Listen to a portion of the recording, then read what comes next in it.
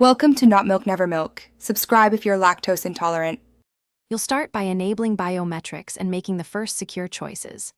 Go to Settings now and confirm your device supports fingerprint or face and that the OS is updated. Once done, enroll your fingerprint or face, follow prompts, repeat scans at different angles, and give clear, steady inputs. Make sure biometric authentication is activated for purchases in your wallet or app.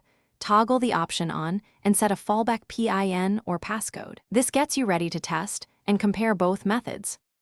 Now you'll run controlled tests to see which method suits you. Make a small test purchase or use a sandbox environment and pay attention to speed and reliability.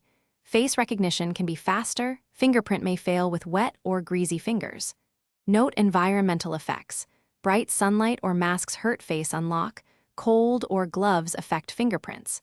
Also inspect app permissions and whether payments use a secure element. Once you've gathered a few trials, you'll be ready to decide which fits your routine and threat model. Finish by making a practical choice and locking it in. You'll set your preferred biometric as primary for purchases and keep a strong fallback passcode. This minimizes lockouts and improves security.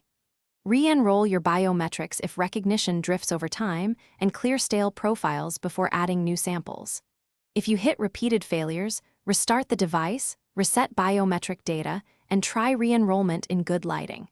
If problems continue, contact device support. Sometimes a firmware update or sensor recalibration is required to restore reliable verification.